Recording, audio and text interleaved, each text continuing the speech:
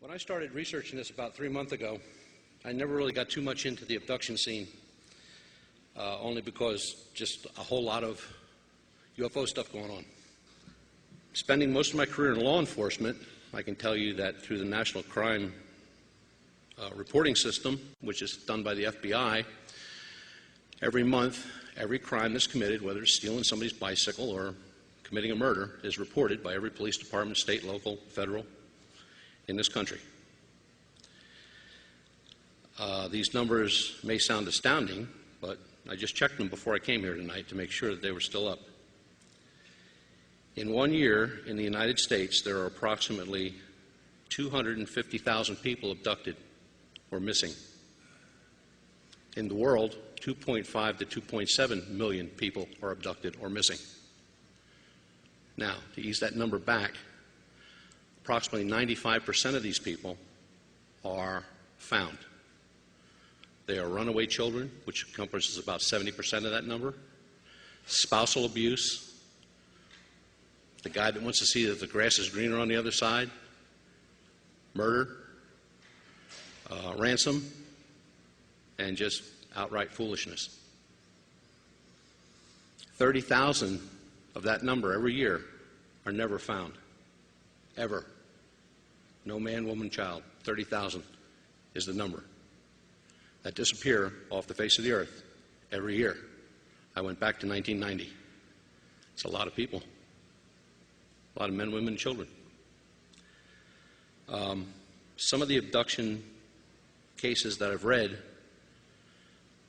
are truly unbelievable. At the same time, fascinating. I'm going to talk tonight about one of the cases in Pennsylvania that is probably so strange that every time I read it, I come up with a different answer. My forte in law enforcement was homicide investigation. So I know what I'm reading. In 2002, August 6th to be exact, a gentleman by the name of Todd Cease was abducted. And the headline read, Todd Cease was abducted and murdered by aliens on Montour Ridge in Northumberland County, Pennsylvania. Todd Cease, a 39-year-old white male, lived at the base of Montour Ridge in Northumberland County, married, father of two boys. Got dressed one morning early and jumped on his ATV and decided he was going to take a ride up to Montour Ridge to spot early season deer. Told his wife he would be back by noon. Noon came and went. 2 o'clock, his wife notified the police department. Search team was organized immediately. They found his four-wheeler at the top of the ridge. They had cadaver dogs and search dogs, state police, approximately 200 volunteers altogether. They had divers go into the pond on his property, dive the pond, search the bottom of the pond. Pond is located about 25 yards from the house. The only thing they did find was one of Todd Cease's shoes, about 78 feet in the air in a tree. Police questioned, of course, people in the area, and it's kind of a rural farming community, so it's like, a couple living places where people really have real homes, and there's like 6 farms and a home. And some farmers at a farm 2 miles away from the residence said that they saw what they believed to be a tube-shaped object above the tree line and power line, and a beam projecting down from it, and something being lifted up into the craft. They couldn't describe what it was. The search continued throughout the day. They searched 6 square miles of Montour Ridge. All they found was the ATV and Mr. Cease's one boot in a tree. They called it a night, started all over the next morning, and later on in the afternoon, in a thicket of bushes 25 yards away from the house at the pond, somebody sees something white. Now, these people have been marching past this site for almost 2 days. 30-some hours. Nobody has seen anything in that area. But at this time, they see something white. Firemen, of course, start digging into it. It's a very heavy brush. They've got to cut into it with axes and power tools. And they finally find Todd Cease. Todd Cease is in his underwear. He is pale white. He's emaciated. Remember, this takes place in August. Had he been out there for the time of death, which the coroner ruled at 36 hours, he would have been bloated beyond belief. There was no livor mortis, no rigor mortis on the body, nothing but a few scratches from the bramble bushes in which he was entangled. 3 feet away from his body was that of a dead rattlesnake, same time of death. Mr. Cease was not bitten by the rattlesnake. The body was described by people at the scene as his hands were up like this, and he had a look of horror on his face. He also had 1.5 inches or 1 centimeter burn mark on his left temple. The body was removed without a coroner on the scene. Pennsylvania law requires that if your head is laying over there and your body is laying over there, I, as a police officer, cannot pronounce you dead. I have to have a coroner. That is law. Nobody can pronounce you dead but a coroner, no matter how many pieces you came in. The body was removed to Fort Indian Town Gap. Nobody from the family was allowed to view the body, and nobody viewed the body even before it was interred.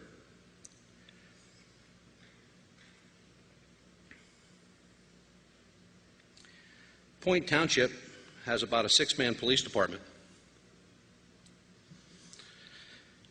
Their statement after all this took place was that Todd Cease's information on how he died would be forthcoming in about 6 to 8 weeks, and that's when the people could have the body back, the family.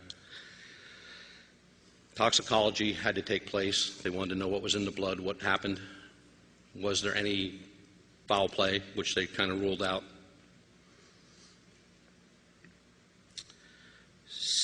7.5 weeks later, the toxicology results come back.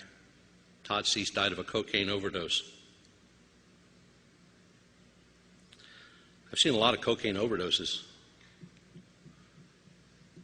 Never seen one where the guy threw his shoe up in a tree and there were no footprints around his vehicle, like when he got off his vehicle to wherever he went. There was always a coroner on the scene. So with all that in mind, we tried a Freedom of Information Act report request from the police department.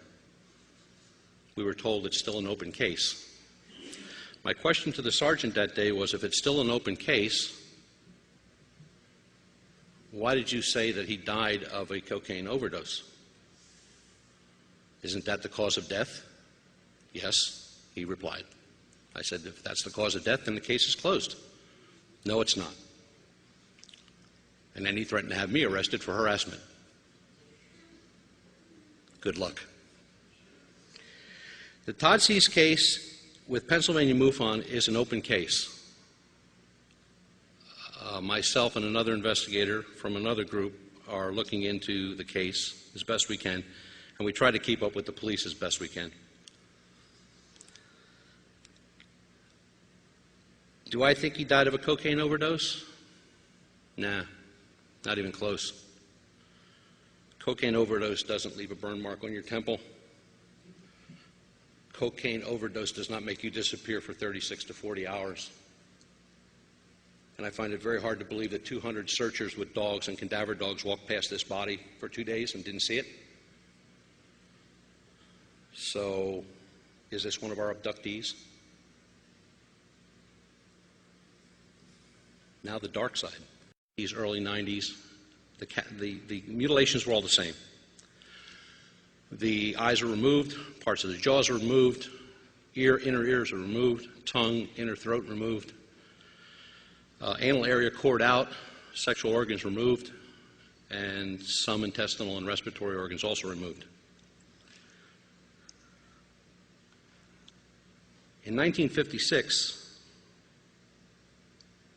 we got the first report of a human victim, the same type of mutilation. It was Master Sergeant Lovett, United States Air Force, stationed at Holloman Air Force Base in New Mexico.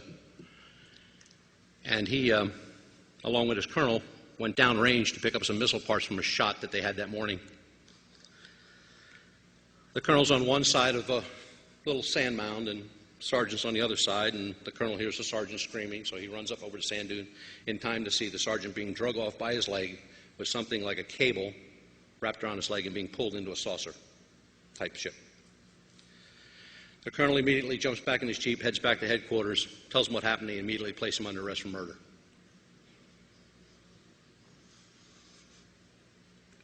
Three days later, Lovett's body shows up, 415 feet from the exact spot where he was taken, from the exact drag marks.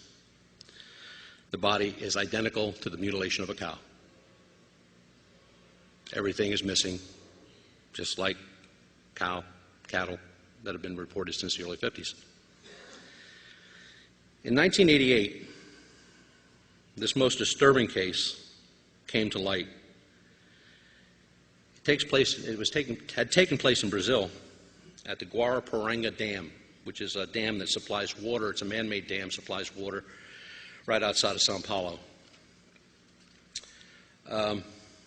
Some fishermen are out in a boat, 3 guys in a boat, just doing a little fishing, and they look toward the shore and they see what they think is a corpse. So instead of checking it out, they hightail it back and get the police. Police show up, they take one look, they call forensics, and the forensic team arrives. The gentleman is done in just like Sergeant Lovett. Eyes removed, partial jaw, tongue, inner throat, inner ear. He has the same 1 centimeter puncture wounds on his chest, which remove lymph nodes, bicep, which removes bicep muscle, navel, which removes intestines, internal organs, sexual organs removed, anal area cored out, just like cattle. And the body's remarkable. Again, no post-libidity, no livor mortis, no rigor mortis. Got to remember, when Todd Cease disappeared and laid up in that August heat, he should have been as bloated as a bus. This guy was laying for 40 hours. He should have been immense. The body was remarkable as far as an investigator is concerned. In all cases that I'm talking about here, the carcasses show no blood. The blood has been drained from the carcass, whether human or cattle. All the sensory organs are missing. And from what is gathered from the autopsies, it's some type of a sucking device that has some sort of a laser tip that makes the hole, cauterizes the wound, and then does whatever it does.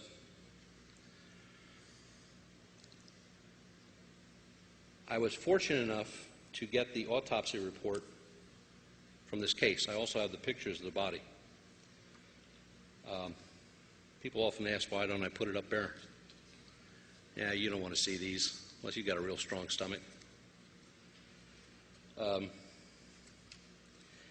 autopsy report keeps mentioning, of course it mentions all the wounds and what's missing, but also it keeps mentioning 2 words: vital reaction. Anybody here know what vital reaction is? If I stab a dead person, all I'm going to get is a wound, an open wound. Nothing else. No black and blue, no tearing, no bleeding, nothing. Just an open cut. If I stab a live person,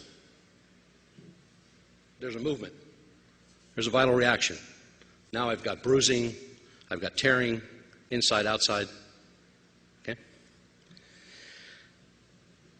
In 17 sentences in this autopsy report, it mentions the victim has suffered from vital reaction. This guy was alive.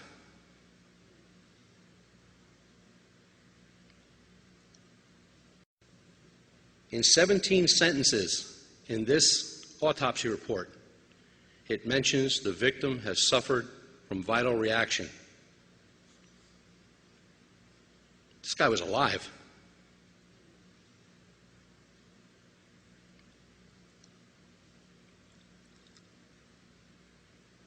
The disturbing thought of being butchered alive is very hard to comprehend. The true test of the vital reaction is to remove the skull cap during an autopsy.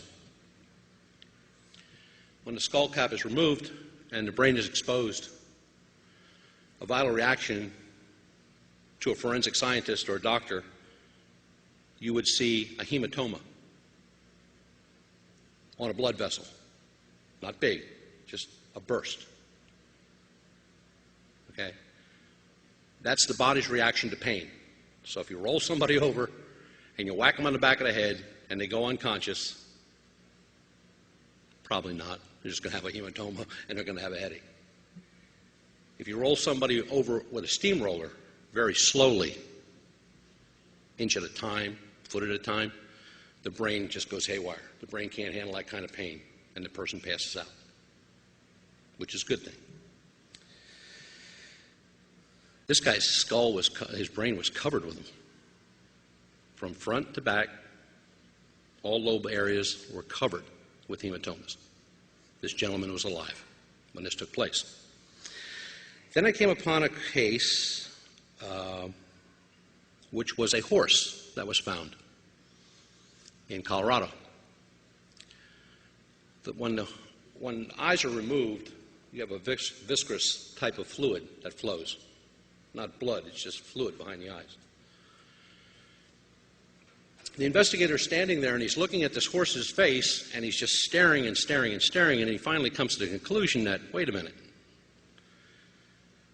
if the eyes were removed and the horse was on his side, the visceral fluid would have went this way.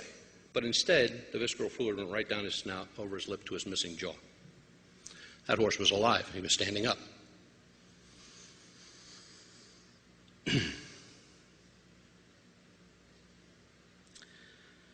Dr. Lear, sure you've heard of Dr. Lear, the guy that finds all the little transmitters and stuff under people's skin. Mentioned some cases in LA and California that he was involved in early on in his career, which got him really involved in UFO phenomenon and abduction and what he studies now, which is the placing of radio transmitters in people. Thought for years that cattle work wasn't the only thing that was being mutilated out there. There's a couple more quick cases that I found. Can't get a whole lot of information on them, but I'm trying. There was a case in 2005 is the latest, and that took place in Egypt, Beni Mazar region of Cairo, where 3 families, men, women, and children, were all found, murdered and mutilated in the same fashion. Youngest being 3 years old, oldest being 47 years old. The local police were quick to blame it on a retarded man who lived 200 miles away and had no way of getting to that scene. He's paraplegic. But when you got to come up with somebody, just come up with somebody. Then there's 2 cases that come out of the Vietnam era, and there was enough horror to come out of the Vietnam era to last a lifetime. One just came to light where a United States naval combat photographer was assigned to the base at Da Nang and was called to go along with a rescue team to check out the crash of a B-52. They got on the scene, and the photographer noted that the plane didn't crash. It looked like it was placed in the jungle. There was no damage to the wings. Nothing was tore off. It wasn't all banged up. No fire. Just looked like it was just set down in the bush. Upon entering the plane, checked for survivors. All 5 crew members were found strapped in their seats, mutilated, just like cattle. The report went back to their headquarters in Da Nang, who sent out a MACSOG unit, which quickly white phosphorused the whole plane and burned it to the ground.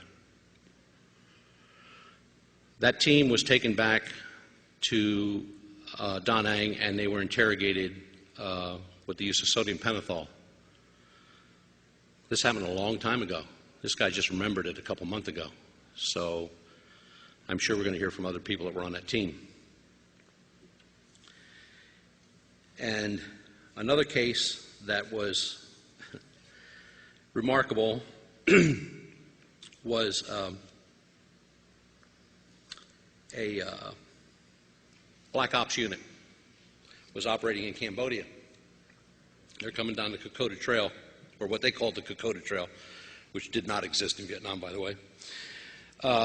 And they came upon 8 aliens, who they described as small gray creatures, loading body parts from a firefight into small containers.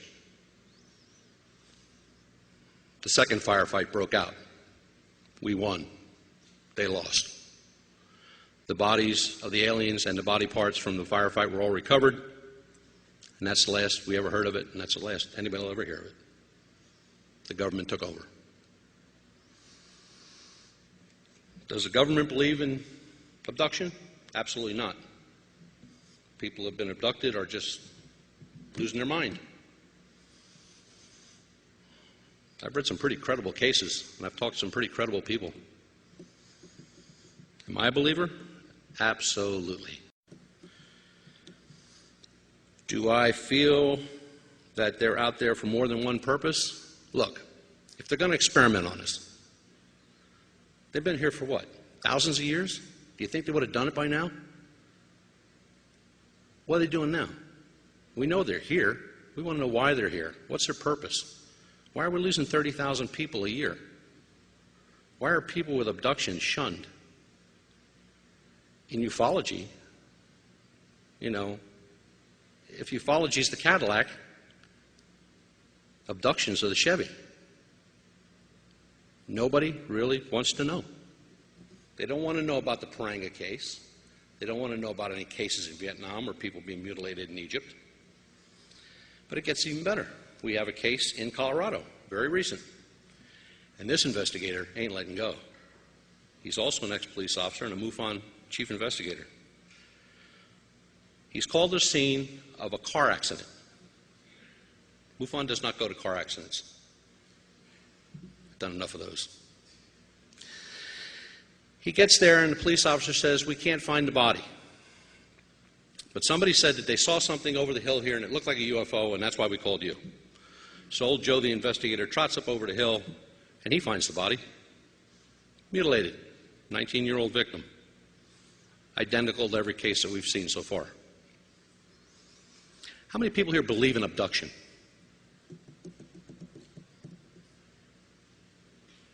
It's true. It does. It happens. It has happened. The Todd Cease case, we're not going to let go of it.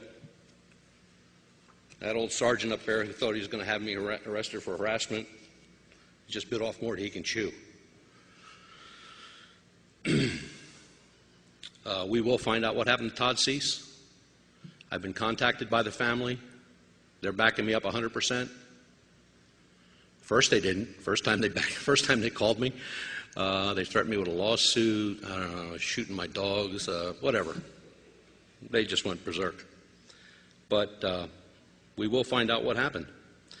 And the human mutilation, after reading these cases and looking into some of this stuff and coming up with some of this stuff, if you see something flying up there and it's close,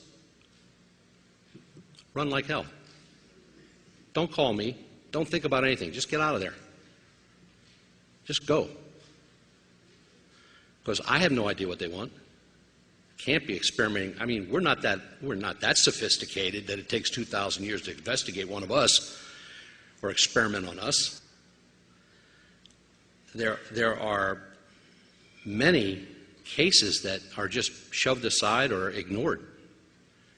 If you're investigators out there, or you have an interest in this phenomenon,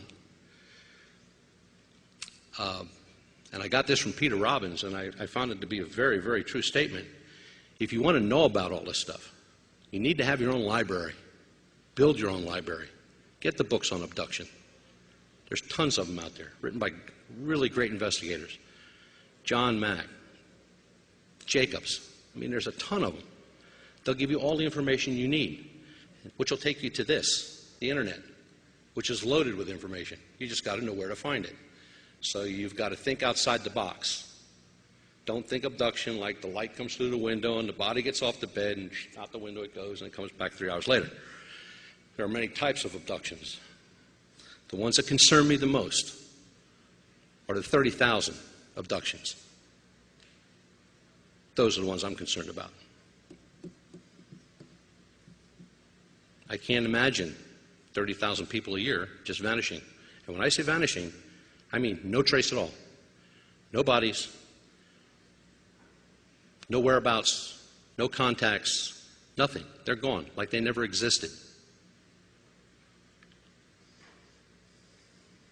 And the part that bothers me the most about that is the children. They don't really have a whole voice or a lot to say about anything anymore.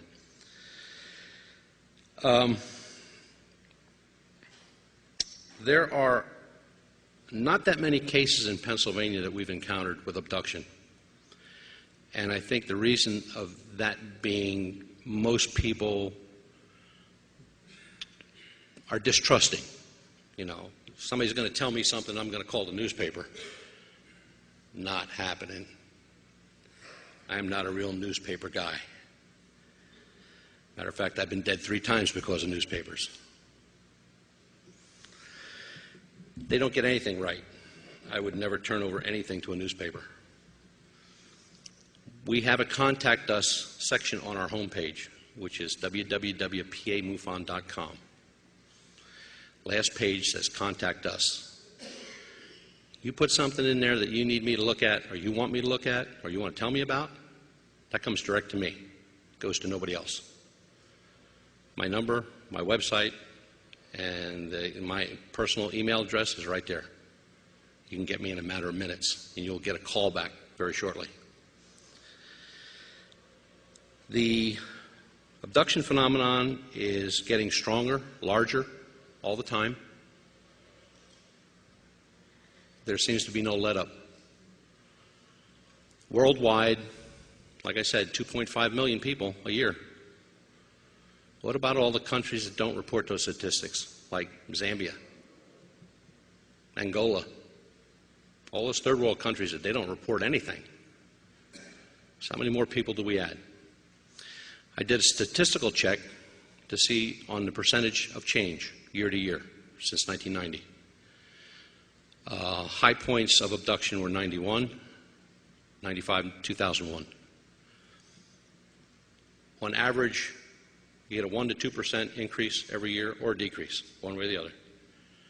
In those specific years, you had a 10, 12, and a 14% increase. So now what we need to do is we need to go back and look at the UFO sightings in those areas for those years and see if they increased. It's the only way we can put this together. But like I said, you see one,